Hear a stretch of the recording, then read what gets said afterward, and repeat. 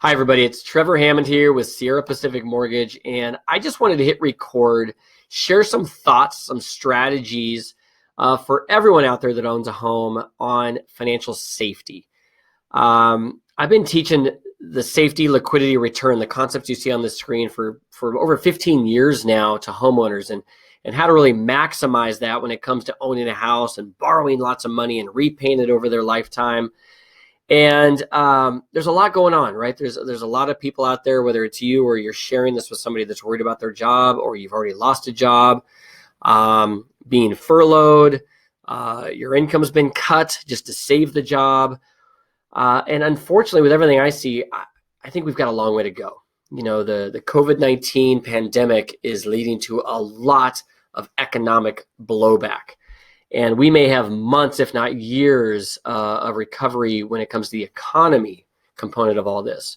And so my mortgage team and I, we've been really behind the scenes spending time figuring out how do we help every one of our clients and everyone they know that owns a house really make sure they're financially safe. All right, so the theme of this quick video is just, if I have $1, what do I do with it to make sure I'm safe? So whether it's $500 or $1,000, you have a lot of choices of where to store that dollar.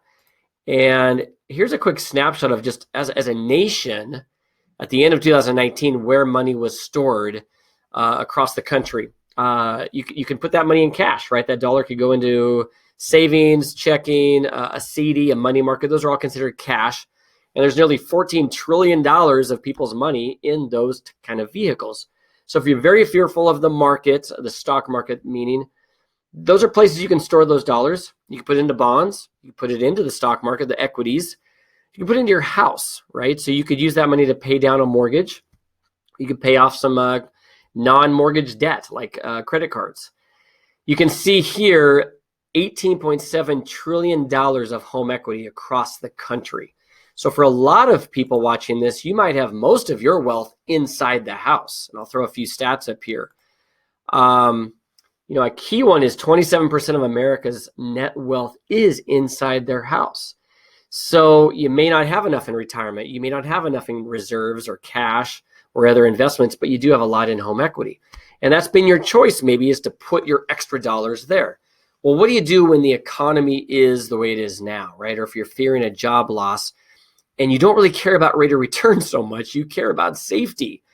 And making sure the money's there when I need it. All right. So let's just get to some strategies. If I'm typically talking to a homeowner or home buyer and you're all about financial safety, the number one spot is cash reserves. All right. I don't care about rate of return. I care about liquidity and safety. So that would be a checking account, a savings account, a money market, somewhere where I can't lose that dollar and I can get it really fast if I need it. Okay. So cash reserves is number one. If you don't have enough, and that's up to you, you've got to decide, do I need 3 months, 6 months, a year? I can tell you ever since the 2008, Great Recession, my cash reserve minimum has gone up a lot. And so now I feel very safe in times like this because I've been saving a lot into cash reserves. Well, a lot of people haven't. There's statistics out there that are very startling if you just Google any of them, that I think it's 60% of people in this country could not afford a $400 emergency. And that's scary. So given the unemployment that's happening right now, if they couldn't afford a $400 emergency, they definitely can't afford a full month with no income.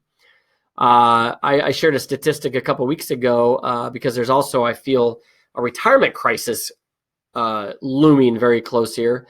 The median amount in a 401k for people 60 to 69 is $62,000.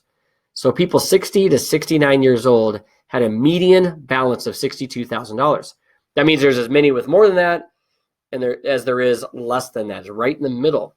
That's scary for people that are looking to retire, yet they've got a house and they maybe have a whole bunch of home equity and they're always trying to figure out, what do I do with my dollar? Where do I put my money? All right. So once you have cash reserves sufficient, and that usually requires a phone call with us, and we walk through just kind of your life and your income situation, what else is going on in your life financially to come up with that number. Once that's set, then you might start looking at paying off other debt, right? you start getting into that rate of return. If I have a 10% interest rate on a credit card, I'll take that dollar and get a really good rate of return by paying down that credit card. And once the credit card's gone, I have freed up cash flow, right? And suddenly I feel safer because I don't have as much monthly obligation, money going out the door. So I would then get rid of the non-preferred debt, okay, with that dollar. Then I've got a lot of choices, bonds, stock market, talk with your financial planner, of course, about the best places to specifically store that dollar or that $500. If you've got a 401k and your company, your employer matches up to a certain amount and you're not taking advantage of that, I want you to think about this. If you put $1 into a 401k and your employer matches it 100%, you just doubled your money. All right, that's 100% rate of return on that dollar. I don't know anywhere else you can get 100% rate of return on your money. Now, beyond the match, then it's just, market fluctuations and how you invest those dollars, of course. Or you might be thinking, well, should I repay my mortgage? And I want you to pause before you do that. A lot of people historically think having money in my house, right, paying down my mortgage is safe.